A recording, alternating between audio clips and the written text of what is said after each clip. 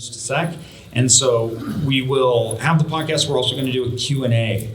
I thought this was American Idol audition. It is. They're both auditioning. It's going to be really It's going to be good.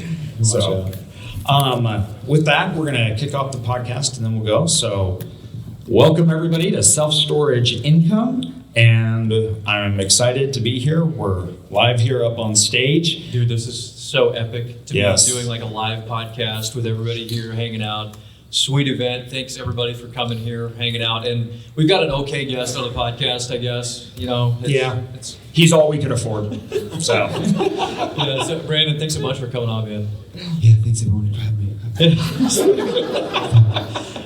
I'm kind of nervous about it. I've never done a podcast. yeah, you're not used to this podcast thing. Yeah, I don't know. Thank you for having me, gentlemen. Yeah, well, we're happy to have you. You know, normally it's just me and Connor sitting in a little room together, so this is a little more intimidating, but we'll try to make it nice. So less weird. Yes, it is weird. We're really snug when we do it. But on this podcast, we're going to talk about building, not just investing in commercial real estate, in self-storage facilities, but actually building a company and a system around what makes it so you can actually do this effectively, find deals, underwrite deals, close deals, and build a system. Brandon talked last night about being the architect, right, of this whole process. And I love this subject because so often when we say investing, it's really convoluted, right? And I think it's confusing because we say, oh, I invest in self-storage, and I think it's, like stocks. Like you just buy a stock, right? So it doesn't really do it justice because mainstream retail investors associate investing in that action. I just purchase it and it just makes me money. The front end and the back end, right, is not included. And then people just like, well, why aren't deals coming to me? Okay, so how do I get this investment like a stock? Do I talk to a stockbroker? I talk to a real estate broker? Is it a good deal? Is it not? And there's just not a lot that goes into it. So like I always say, self-storage and all commercial real estate is a business. It's not an investment. And you got to stop thinking of it like an investment. Because when you think of it like an investment, it changes the way you act.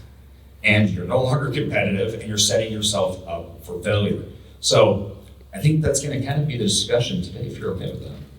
100%. Yeah, when I look back, if I could give my 21-year-old self any advice, it's to stop reading so many real estate books and start reading business books.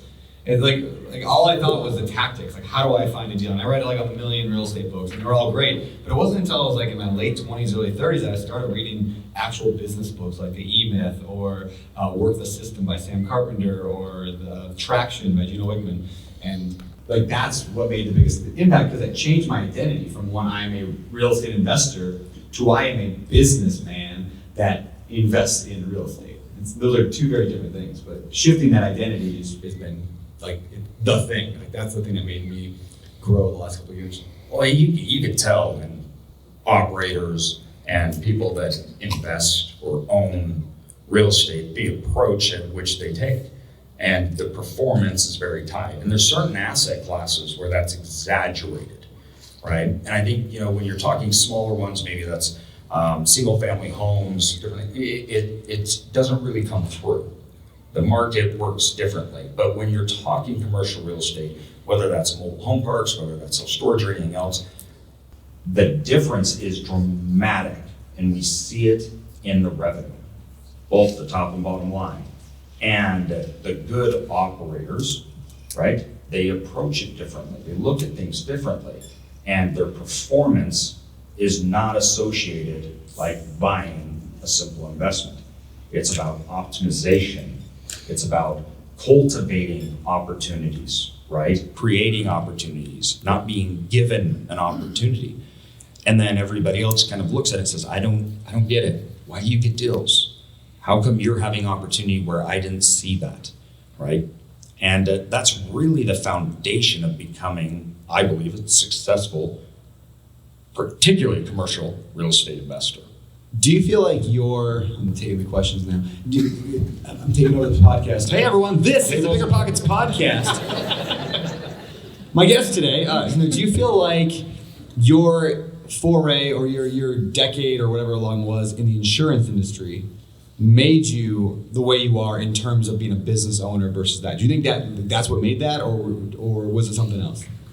100%. You know, insurance, because it's commission based, which I still even own a brokerage firm, it's all cash flow. It's the only thing that does matter. We're talking sales optimization, running that cash flow. There's no hard assets. There's not, that doesn't exist. It's the equity is only on performance. And we worked with companies, hundreds of companies all over, and we were working with the C-suites, and we were seeing ones that were operating, good businesses and bad, seeing that performance. So when we started looking at self-storage, it was almost strange to us, because I'm like, I don't get it. Why aren't you doing these things, these basic things? And I think that gave us a pretty big edge. Yeah, 100%.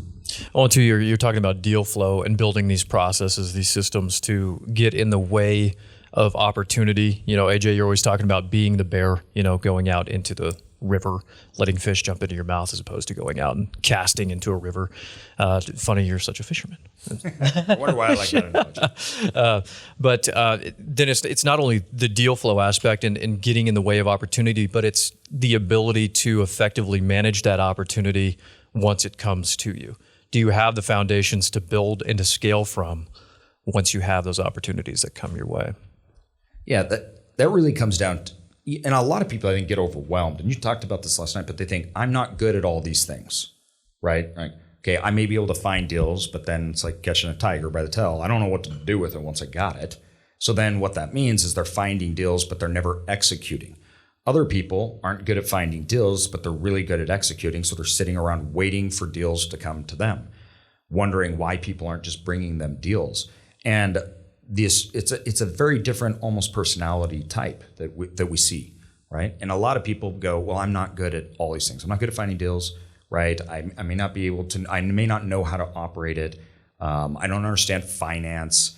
And so then they freeze. They get into analysis paralysis. And I like to say, this is the point where, motivational speakers are like, oh, you can do it, right? And you get all excited. And you're like, yes, I can do it. And then you're doing the numbers, you're finding the deals. And then that thing in the back of your brain says, no, you can't.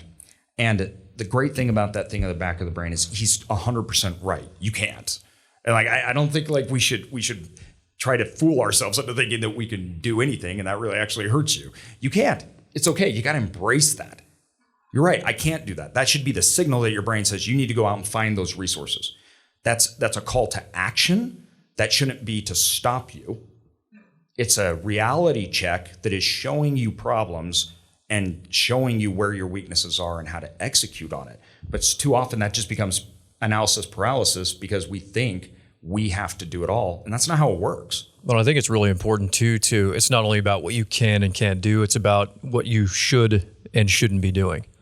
Going back to, clearing out toilets. Our beautiful, wonderful story after dinner last night of Brandon's. If you guys want to hear it, yeah. More detail this time. Yeah, that'd be great.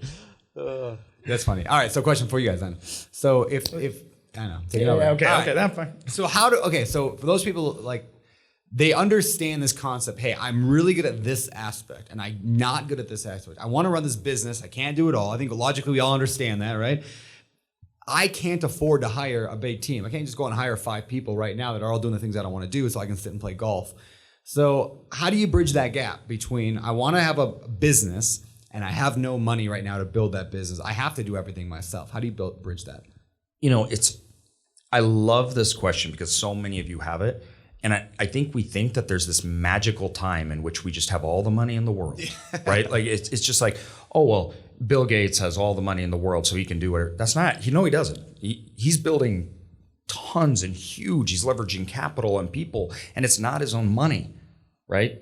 Investing is a team sport. Success doesn't happen on an island. You're not going to do it yourself, and you don't need to have endless capital. Right? It's about incentivizing, creating partnerships, structures, deals, doing outreach, and finding good fits to make things work.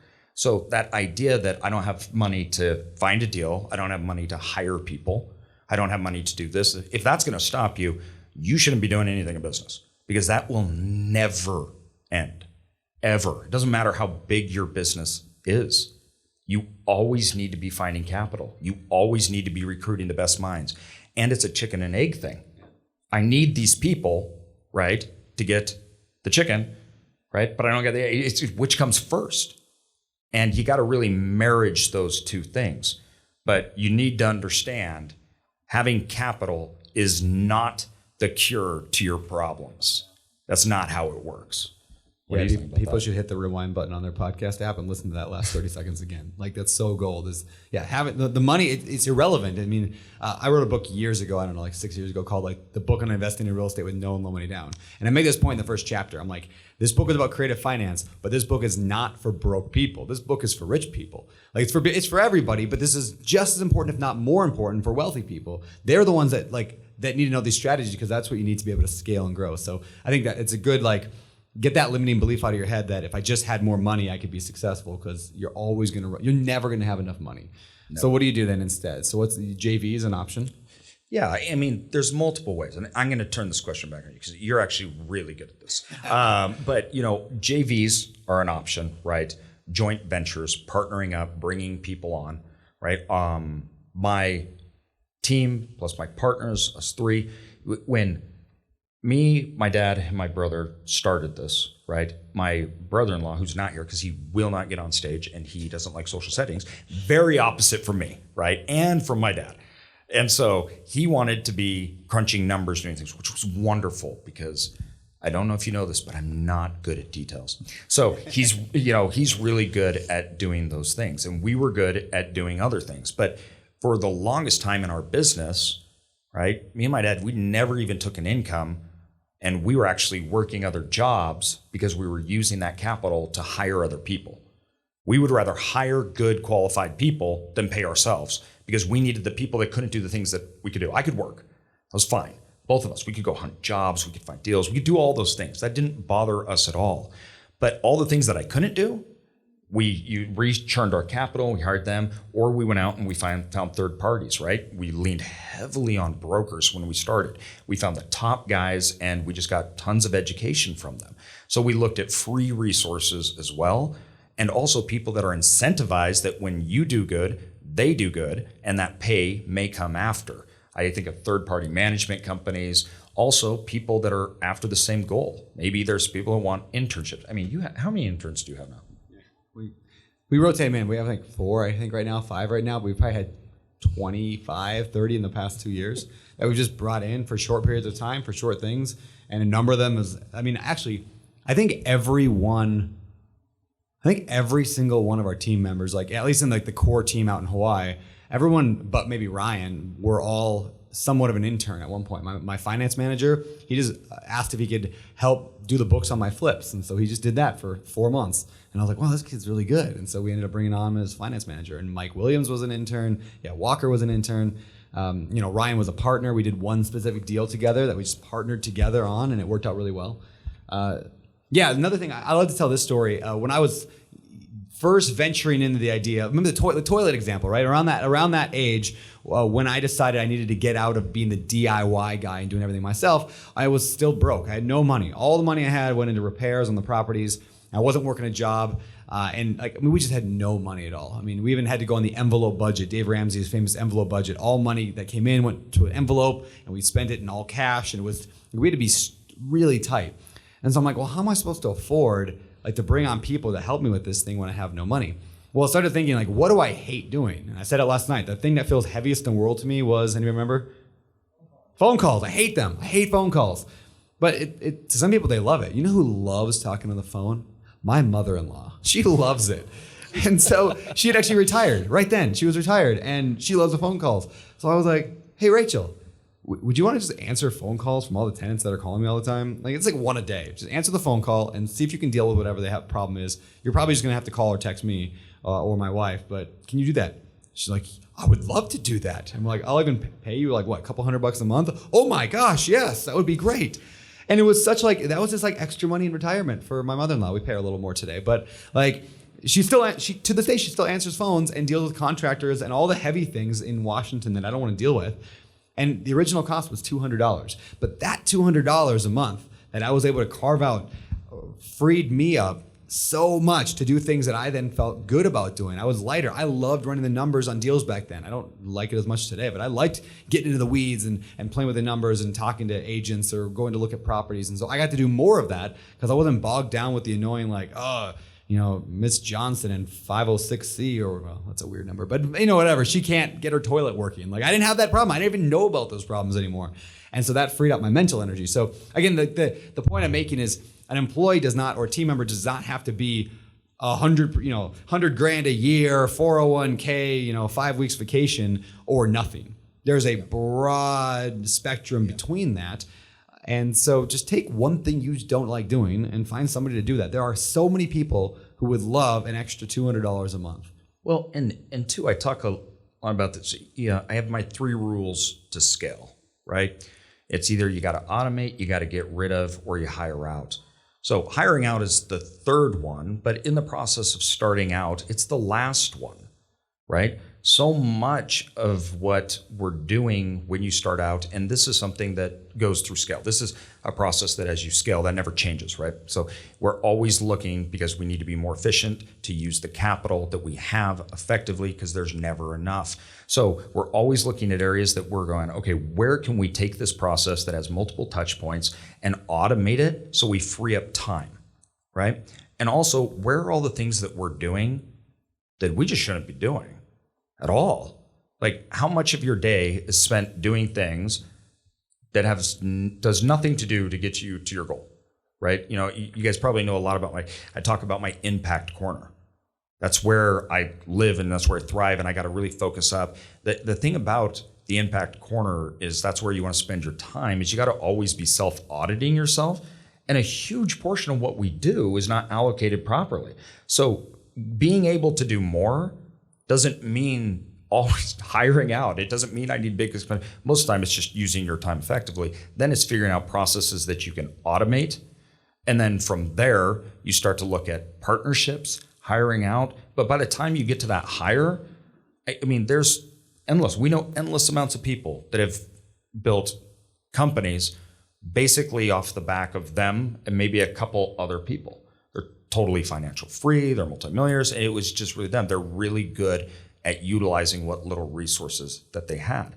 And for me, that was actually hard. I had to develop my process. That's why I created the Impact Corner, because I get distracted and I start around and I have to do my self-audit. Where are you spending your time? What are you doing?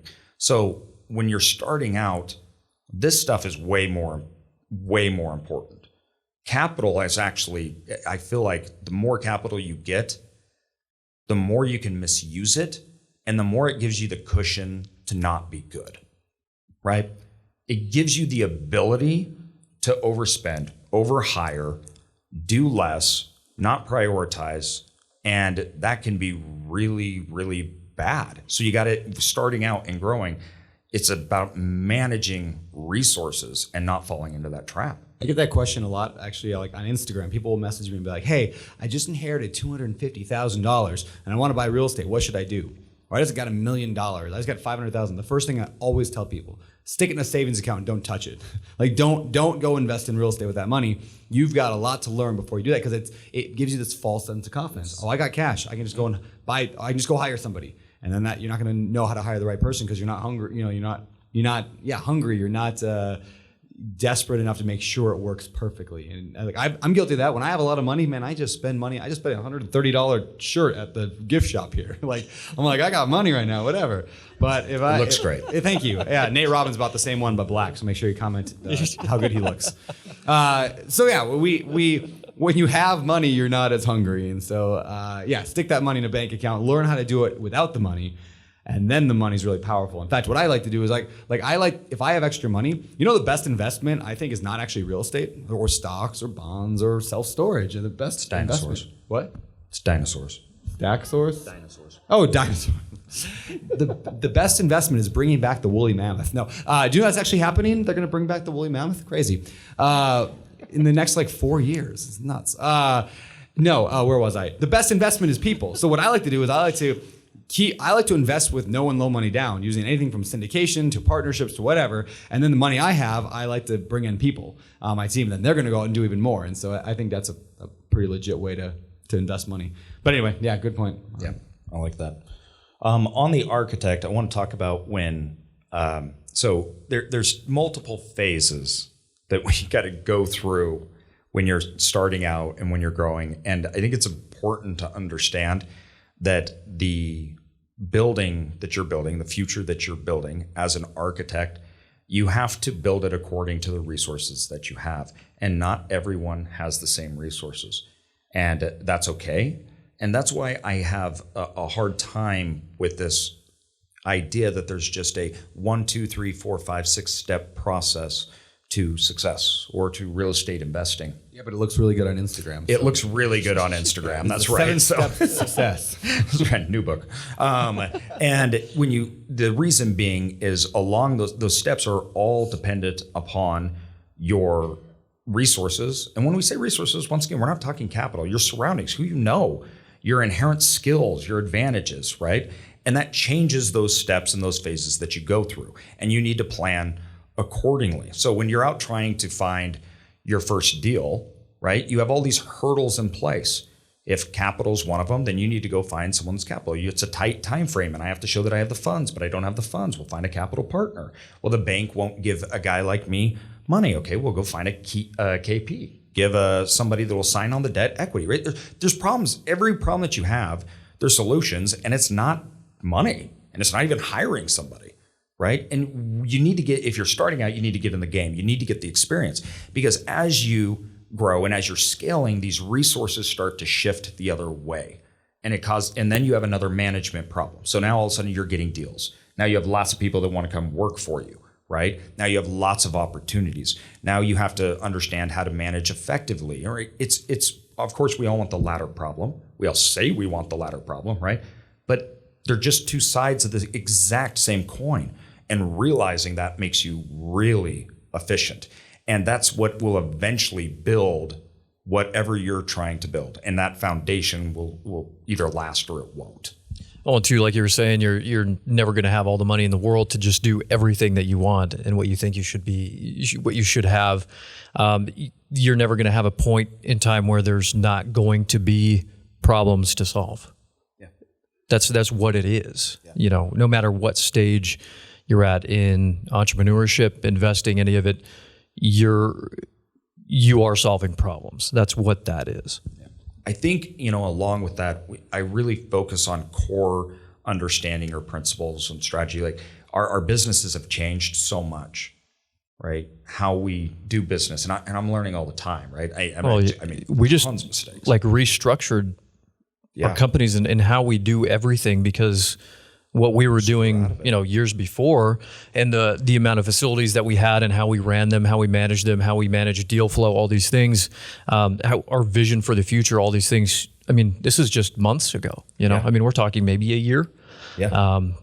Massive, massive shift to be able to build the foundations or new foundations to then be able to scale and build out from there. And it gets uncomfortable. I mean, I don't know, it gets really uncomfortable. I didn't take outside capital, and we needed to work with investors. There's a whole world I don't know and understand, and I'm still even trying to figure this out as we grow and as that changed everything that we were doing. It's really nerve-wracking, because I know, and you got to know as you grow, those mistakes are coming. So the more you know that, it can make it a little nerve-wracking, because okay, I know I'm going to screw this up. It's just, this is inevitable, right? So you set parameters to try to guide you as you're building along those lines. So surrounding yourself with a good, effective team, mentors, that helps you guide and helps you overcome this, and they can show you things that you may not know or understand. That's why we're all here at this convention, right? We're trying to learn, we're making connections, right? And we're figuring out how to apply our situations and try to cultivate opportunities. None of this changes, ever. It doesn't change. But for us, our core foundation on how we determine value and understanding of the asset and how that generates revenue and what we need to do, right? The performance, things like that, that doesn't change at all. We have expectations, cash flows, what we're trying to get out of that, right? Those things stay firm. and our core values, our core understanding, our core investment philosophy. It's the strategy around it that's constantly changing. And this changes with market cycles as well. Sometimes one thing works and other markets it doesn't, and you got to be willing to change. Do you guys, are there like any control freaks in here that have to like manage everything? Show hands. Anybody? Nobody? Everybody's cool. Like All right. that's awesome audience here. I've heard that's a common issue where people are like, I've got to control things. I don't want to relinquish my control over X, Y, and Z. I've got to make sure that this is done this way and that way. And there's a lot to be said about, you know, having that vivid vision, that overall vision, and the multiple paths to get there and to achieve that. Did you guys ever have any issues with giving up control over certain aspects of your businesses? And how'd you overcome that? Yeah, all the time. I don't know. For me, I think it's almost like I had to overcome that by necessity. And two, also, I think I learned pretty quickly that's a pride issue. It was for me. It was a pride issue. And I didn't even realize for me that it was a pride issue. And I felt that I was putting pressure on myself or even the members of my team. Like, we have to do this all.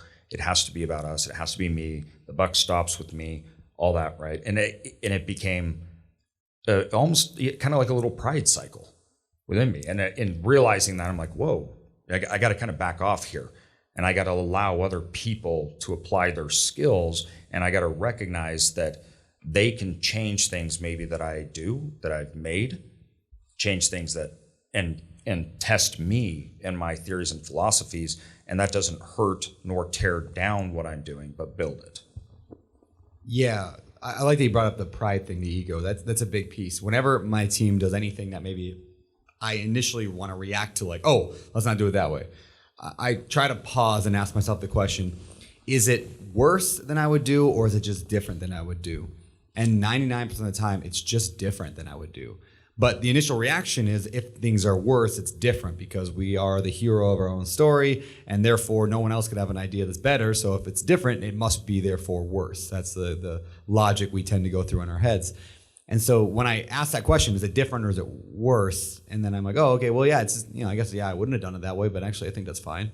I guess that'll work. I don't really know that my way was better. Yeah, okay. And that allows me to then kind of look at it subjectively. So I think that helps a lot.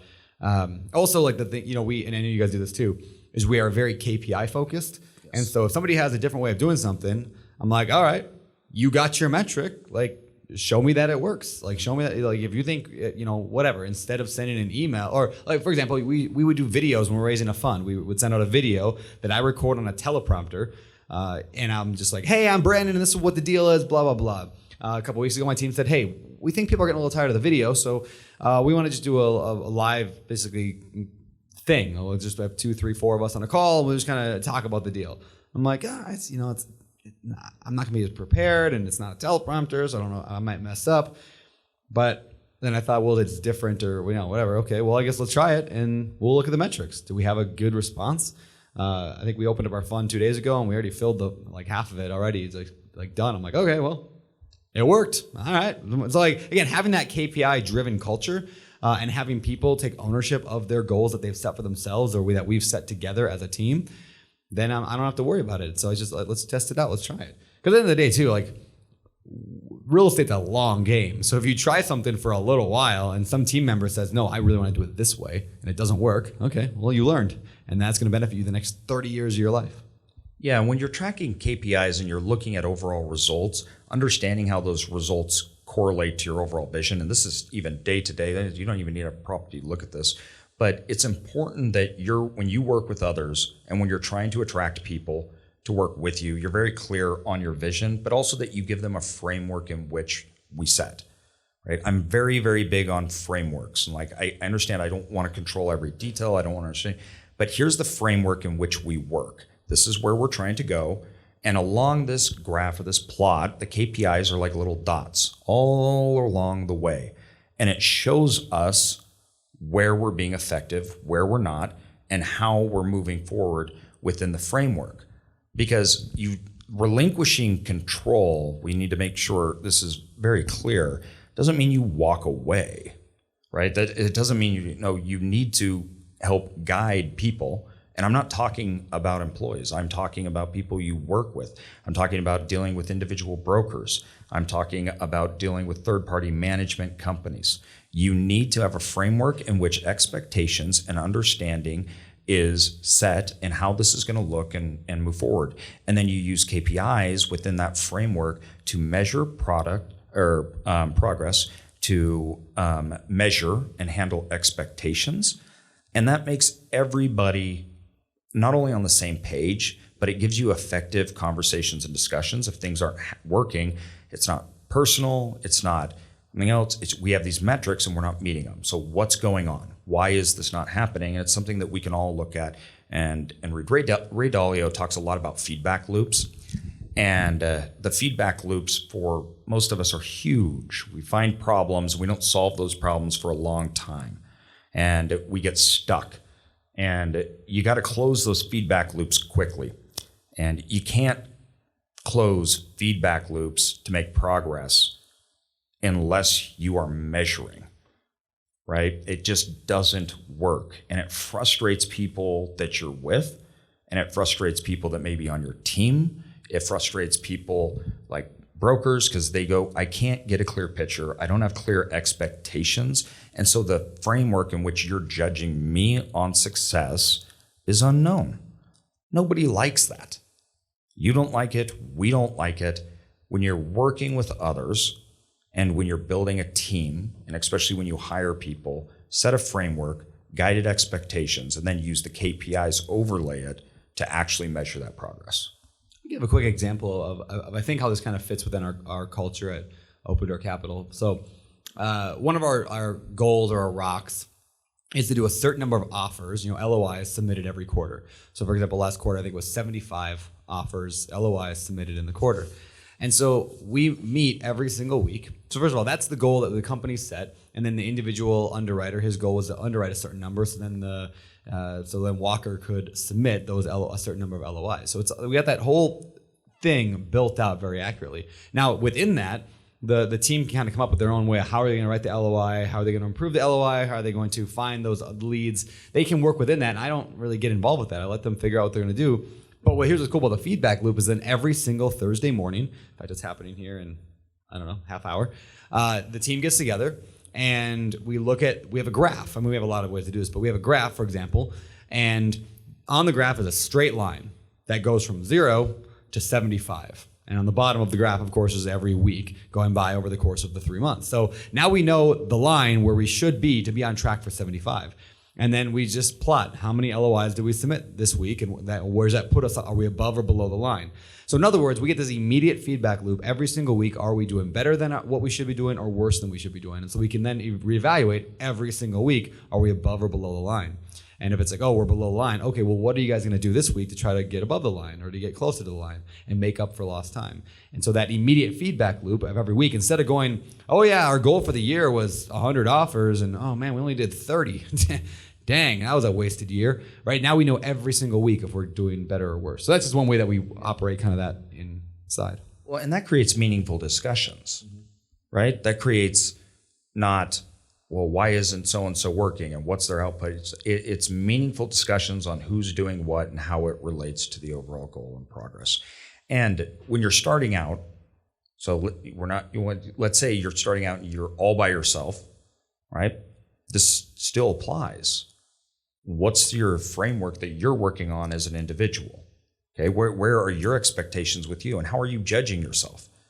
Right? It comes back to this idea that there's going to be this little voice in your head that says you're not enough, you can't do it, right? And a lot of people tell you ignore that voice. No, don't ignore it, embrace it because it's true, right? You're like these huge dreams that you're not enough to build. You can't build them on your own. You don't need to be. So embrace it, identify it, put KPIs within your own life on a daily, weekly basis. Understand those KPIs, and when they're not being achieved, attribute that in a metric, not an emotional way. Deal with yourself how you would deal with other people, with respect and understanding and setting parameters, right? Too often we don't do that. Too often we say, oh, this is all because of me and I can't move forward and it's because I'm not good enough. That just doesn't make sense. So even if you're starting out by yourself, set your own frameworks, build your own personal KPIs. And then Brandon has his weekly things, right? And then audit it. For a long time, I would audit, and I still do on a quarterly basis, but I audit my day. I audit everything I'm doing in 30-minute increments. Because what I found was I get so distracted and I start thinking in la-la lands that my own personal KPIs I may not be meeting. And then as soon as I started measuring and looking at how I spent my days, I could just identify and adjust. It kept myself on track for someone that doesn't like to keep on track. When I was a solopreneur and trying to do it on my own, let me ask this question first of all. For anybody here struggle with keeping those commitments with yourself? Like you're going to analyze 4 deals this week and then you end up just not analyzing any. Anybody else have that problem? Okay, there's a lot of hands up in the room. I really struggle with that. I can keep a promise to somebody else all day long. Like if I tell Ryan that we're going to go diving, like I don't dive, but if I did, like I would show up and go diving. Like I'm really good at keeping promises. If I said I was going to do a podcast with AJ, I would show up and do the podcast, and you all would as well, I'm sure. We're all pretty, good people of our word. But when it comes to keeping my word to myself, I struggle. I really struggle with it. I mean, I have a hard time saying I'm going to submit 5 LOIs, which is why I built the team, because now I can have them do it. And again, employees, they will generally do whatever you ask. If you have the right person, they will keep the commitment to you. So in other words, we're really good at keeping commitment to other people, not so much to ourselves. So because of that, I had to, because I know the self-auditing thing matters. And I know that if I can't keep myself accountable, I'm not very good at it. So anyway, a couple of things that I've done just to throw this out for any help that it might offer. Like getting together with 1 or 2 or 3 other people on a weekly basis to say, hey, this is what I'm committing to. Just by doing that, I have now made a commitment to other people that I'm more likely to commit to. In fact, they did a study years ago, I think Dominican University did it, where they asked these people to, there's a bunch of there's 5 different categories of people. Everything from I'm just going to do the thing to I'm going to do the thing and write down the goal to I'm going to do the thing, write down the goal, and then tell somebody to do the thing anyway. And at the very last one, the 5th group was I'm going to write it down. I'm going to tell a small group of people, and then I'm going to meet with them to let them know if I did it or not. It was like accountability. And that group was like 90% chance of getting the thing done. And the first group that was just like, I'm going to do it, was like 30%. So again, it's like 3 times higher just by having some people. So number 1, get people around you, like form a little mastermind group. Grab 2, 3, 4 buddies here in this room and say, hey, let's meet every other week for a 30-minute phone call, an hour phone call. And let's just make commitments to each other and say, this is what we're going to do, because you'll be more likely to do it. If you can afford to hire a performance coach, a good business performance coach, they can also hold you to those metrics. Again, whatever you got to do to hack your way in there. I'll give one more example of how I've done it. So I really wanted to do jujitsu. I thought that would be a cool dude thing to do. And so then for years I didn't do it because it was just me doing it. And I'm like, I got to go to the gym and go find some place to go wrestle with a sweaty man. And I'm like, I just never did it, right? Until I hired Jerry. Jerry's a private instructor, a Brazilian jiu-jitsu instructor. And he shows up at my house 3 times a week. Well, now Taro's house, but he shows up at our house. And then guess what? I do it every single time because he's there in my driveway and I have no choice. So find ways to obligate yourself, find ways to get other people to hold you accountable, find ways to make it so you are honest with yourself, because if you're like me, I can't rely on my own willpower to get it done. Yeah, 100%. I do the same thing. And when you're looking, guys, and especially this stuff gets exaggerated in different market cycles that we're talking about, because we're talking about creating efficiencies and effectiveness. And at market cycles, when you get to the top, like we are now, everybody here, when we ask who wants deals, everybody raise their hands, right? We need deal flow. We want deals. But then too, we don't just want any deals. We want good deals. So there's a catch. Right? We can get deals all day long. It doesn't mean they're good deals. It doesn't mean they're deals that are right for you. And without measurable KPIs and without frameworks to judge, you don't know if you're getting opportunities. You don't know if any deals that come your way are good. But more importantly, you don't even know if the strategies to get these deals work. And if you guys remember during Brian's presentation yesterday, he talked about the 3 different areas in which we find deals. The reason being is those became frameworks that we knew worked in different times and different cycles. And we'd have to apply those and we use them all at the same time, but sometimes some are more effective than others. But we have to measure that. We have to understand that. What is this broker? What are they bringing me? Out of how many deals that I see, how much of it meets my criteria? 1 out of 10. Okay. Does he not understand my criteria? Right? Why is this happening? Why am I underwriting and doing deals that I should never even be seeing? Or is it the fact that maybe he's not the right person for me? Maybe I need to find another broker. You need to look at this and measure that with other people and yourself to find and acquire these deals. How many deals that you got under contract failed? Why did they fail? What point in the process did they fail? Like, where are those pain points? And then the next month, what have I done to overachieve them? The failure part's not the problem. It's the fact that you're not recording it and you're not identifying it. So when you look at building effective strategies, we're talking about frameworks and KPIs, but you have to be recording all of this stuff, right? You have to understand so you can go back to identify those failure points. And then from the failures, we identify KPIs, we put the parameters in place. And the more you do this, all of a sudden, deal flow seems like it comes so easily to so many people, right? They're just like, man, they get all the deals.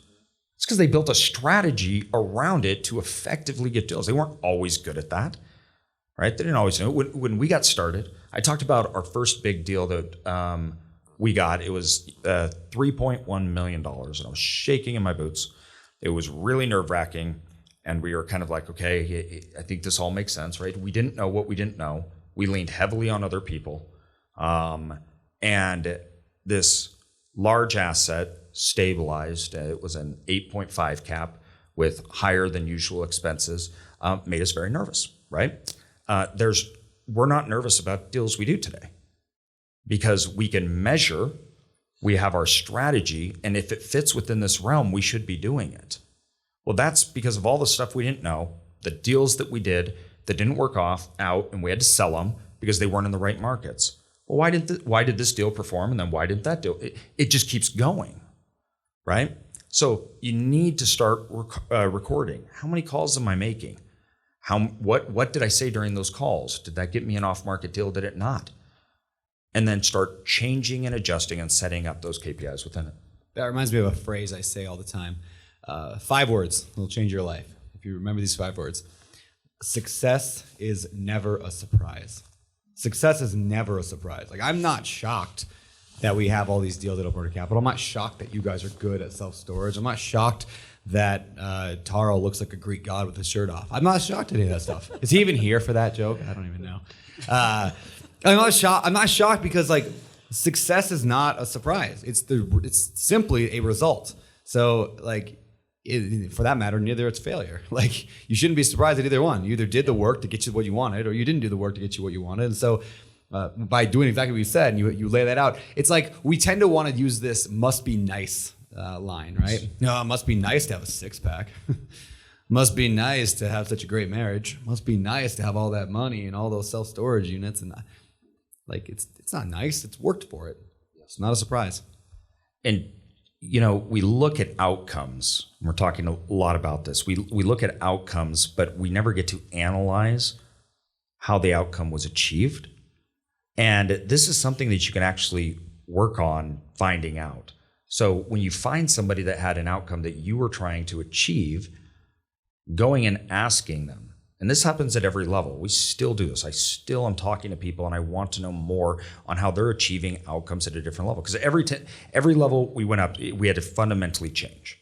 And every time we had to fundamentally change, it was hard. It was scary. It was stressful, right? It's not nearly as hard as scary and stressful anymore just because we've changed so much. We understand this is part of the process and we have to go.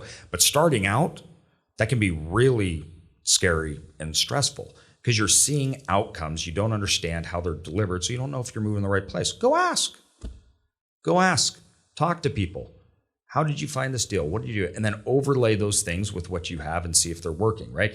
The point that we're trying to make when you're building your self-storage empire is that you have to be methodical about it, right? You have to be purposeful about it. And this starts with details. This starts with, it's not, we can talk about underwriting deals, but if you don't know how to get capital, if you don't know how to get deals, then why are you underwriting them? Right? You know, you've got to figure out all these pieces, fill in resources, other people to bring the whole picture together.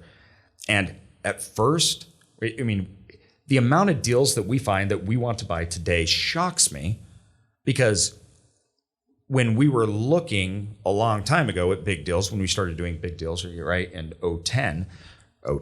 2010, when we started doing big deals, every deal was a good deal, right? All of them were. They were amazing deals. Yet we said no to the vast majority of all of them. We didn't understand. We didn't have a record yet. We didn't have, I mean, it had to fit within a very certain area for us to really even identify that outcome. But over time, as that's perfected, right, it changes for you. But you got to be very conscious about it and move forward with it. Well, like you said, you don't know what you don't know, and that's a huge threat to all of us, and which is why it's yet again so awesome that so many of you guys are making the choice to be here today, to be here at this event, to be surrounding yourself with mentors. The opportunity cost on trying to execute on things that you don't know, don't understand. I mean, like you're saying, AJ, there are so many unknowns when you're plugging in these different ideas and strategies that you think might work, and you have no experience in knowing what that outcome might be. And again, even today, we have some of those things where, you know, something sounds really good, but it actually doesn't pan out well. And it's just going and talking to, you know, whether it's Brandon or it's talking to, you know, somebody that's, whatever that pain point is, you know, raising money or you're structuring your company, however you're going to structure it. It's super important to get those people on your team, in your corner, that can advise you and let you know what's good and not good. Because again, not knowing what you don't know is such a huge threat. Well, and it's interesting because there's 2 points, right, that can stop us. There's I always look, is it me, right, or is it about me, or is it about the goal? So when I'm looking and I'm not doing something, right, it usually falls into 2 categories.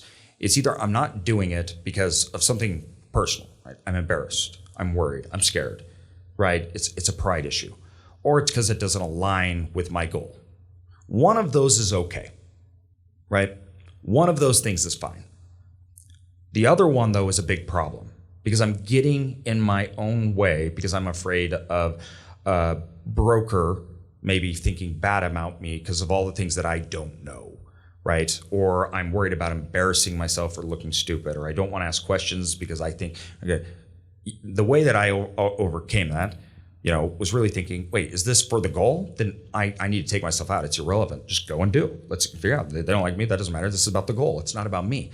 Now, I guess this is a little easier because I lost a lot. You know, I stopped carrying a lot when they started bathing me in the hospital. They turned me on my side and rubbed rags over me, and I just kind of lied there, right, as people would bathe. After that point, I really stopped caring about how I looked or felt because I laid naked in a bed for months and people bathed me. And I couldn't do anything for myself, right? Everybody had to do everything for me. Everything. There was nothing that I could do. I couldn't even breathe, right? And after that, maybe I became too open, because then all of a sudden I'm like, I don't care if I'm stupid. I don't care if I fail. And it doesn't matter. I'm like, I've got a very short period of time, a very short window here. And there's nothing about me that people don't know. My strengths, my weaknesses, everything. I'm focused on the goal. I just got to get over that, and I got to overcome myself to focus on the outcome.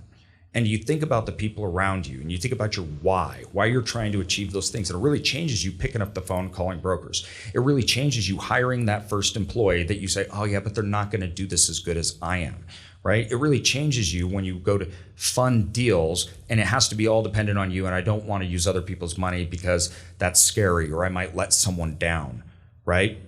That changes your entire outlook. You're looking at the goal. And if other people can be a part of that journey to achieve that goal and participate in that, that's even better. You may not take all the glory at the end, but that doesn't matter. It's about what you're achieving together as a team. And that's a real big struggle that people have, no matter, I don't care how big you are. You can have a few hundred million in assets, you can have a few billion, or you could have zero or negative. That problem is always reoccurring.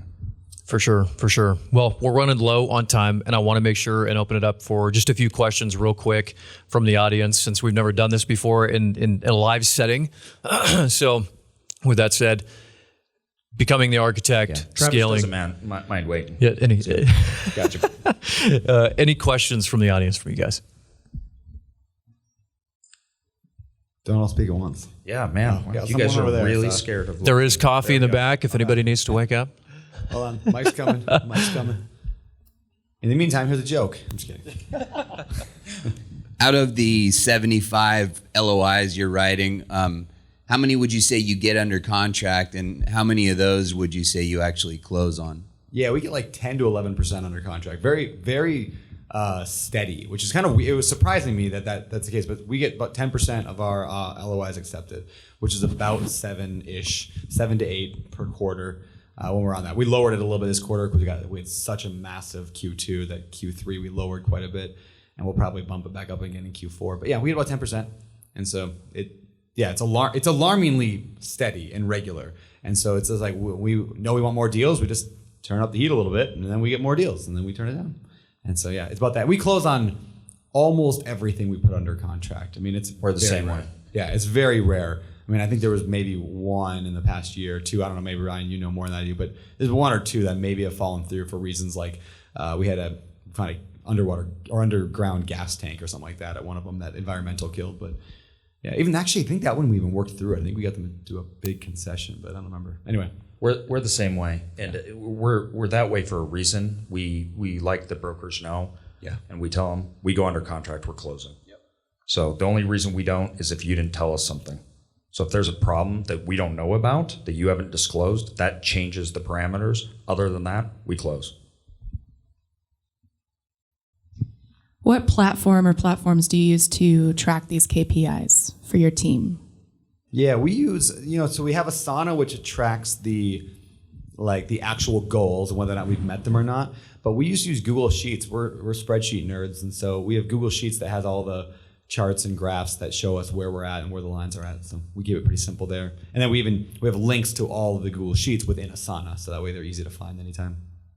There's probably software that'll do that. We just figured it out. Yeah, we use Monday, and Monday they do the graph things, but Monday and Asana are basically the same thing. But yeah, we use Monday for all project management and all KPI tracking and where we're at and time frames and all that. So it's a good central system. Yeah, I wonder if you can do the spreadsheet thing inside of Asana. I don't know. Probably can. We just probably never figured it out yet. It's the far tab on the right. Okay, thank you. So my question is that when you're trying to do, let's say, 100 deals, you're trying to build a team for syndication, who are the key people that you start to hire, and how do you go up and build that team? Sorry, want me to start? All right, I'll start it. All right. So when I set that vision where I said I wanted a $50 million real estate business, and I'm gonna go and do that, I actually made as part of my vision, I wrote up my org chart. I'm a big fan of creating your org chart for what your company should be in order to do that. In fact, I was sitting at the bar last night talking with some gentleman, and I asked him the question. I said, well, what's your goal? And he said, who was that, by the way? 1,600 units. But okay, yeah, right. And I was like, we were talking about like, okay, you want 1,600. Okay, so what team would you have to have that? And so we talked through, okay, we'd have to have an acquisitions person. You'd probably have to have some investor relations maybe, or a finance person, maybe both, maybe it's combined or separate. You got to have some operations person to be able to manage the thing. And so you can really sit down and spec out your org chart. I mean, those are kind of the fundamentals right there. Those probably 3 or 4. I would also argue you should think of yourself as a board member from day one, and like, I'm the board. So then you could put yourself in as the CEO, but make that a separate role. You are board. There's a CEO. There's maybe a COO. There's all this team. And again, it's not about people. It's about roles. And so one person could do multiple roles. And then over time, you can start separating it. So yeah, anyway, so acquisitions person, operations, finance, investor relations, somebody to manage it, an integrator, whatever you want to call that person. And really with those 5 people, like you could take down quite a bit of real estate. And what's cool is then the great thing about commercial real estate, of course, is that depending on how you set it up, but if you're going to do a syndication, you get acquisition fees when you do the syndication. So I mean, the number 50 million actually came from working backwards and how would I be able to support financially 5 people full-time salaries? How can I make $500,000 a year for my team? Because I had that vision, right? I want to start with that vision of what my buddy had in Nashville. And so I was like, all right, well, in order to work backwards that, and if we're going to have a 2% acquisition fee, and I'm probably losing half my equity to, partners, and okay, that's roughly 50 million. So anyway, so the bottom line is like, that's another avenue of people are nervous to be able to, I don't have the money to hire. Well, just remember the deal itself can pay for the team that'll get you there. And then it makes it really easy KPIs. My team knows if we can't hit 50 million, we can't pay the bills. So guess what our first metric was the first year? 50 million. And this year it was 86 million. And next year it'll be, something else. So anyway. Yeah, I agree. I think, and too, when you're first starting out, the most important thing that you should look for is somebody else that is very different than you. When we started, I remember, I'll never forget, I had this idea, like, what if we built this storage facility empire, right? We'd already had a few, and I was kind of nervous to talk to my partner or my dad about it because we were doing insurance. That's what we did. And he was the insurance guy, right? And so I was like, I got all this documents and this paperwork, and I'd hired this guy to make all these spreadsheets and how it was going to play out, which, by the way, it didn't play out like that at all. And I went and proposed and was like, hey, we were sitting in his house. It was like a family thing. And I walked in the room and sat down. I was like, we should really kind of build this out. We should make this. And to my much relief, he was like excited, all on board, like, yeah, let's do this. This is going to be great. And then immediately was like, we need to get somebody else in here.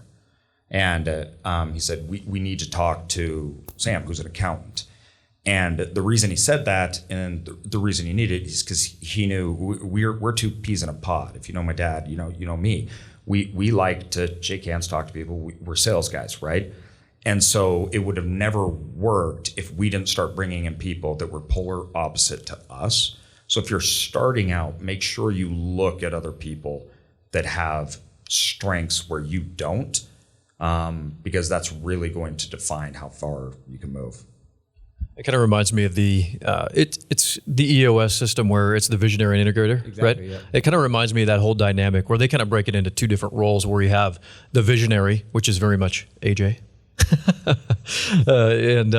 then you have your integrators, who are the more of, they're plugging all the pieces in. They're putting the puzzle pieces together, and they're making sure that the picture is getting done correctly. And that just kind of reminds me of that. All right, we'll do one more question. Where there was a couple hands that we didn't get to over here. If not, we're good doing it. I just want to make sure. Oh, okay. There we go. Song.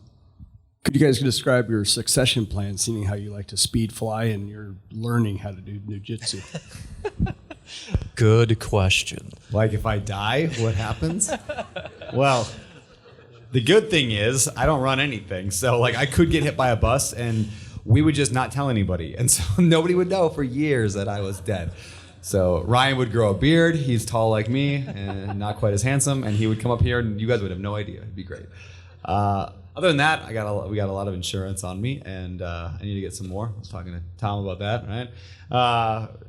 Yeah, I mean, so we have that, but it comes down to like, I don't do anything. I'm not in the engine, so the company could thrive by itself. What we are attempting to do right now is to more and more push the credibility of what I do onto the company Open Door Capital and not the Brandon Turner.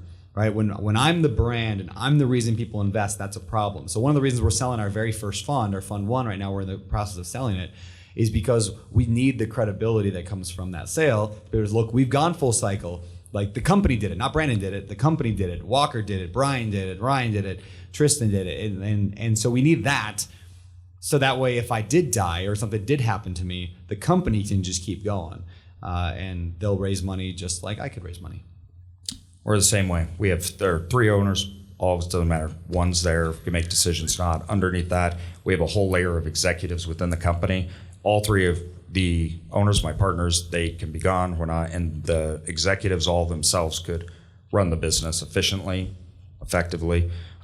We're here, and our executives are out running around, running business all over the United States right now. Then as far as insurance, because we do personally guarantee a lot of our loans when they first come up, we just have key person insurance, which are heavy insurance policies that if one dies, it goes straight to the business, not any individuals, right? So the business gets this massive injection of funding just to make sure that there's no problem with the transition, even though there wouldn't be because we wouldn't need it. But it's more just to work with a bank on any one of those deals. So even if we needed to, we could just shore up a loan or anything if there's any problem. So we wanted to make sure that the legality and the financial side was taken care of.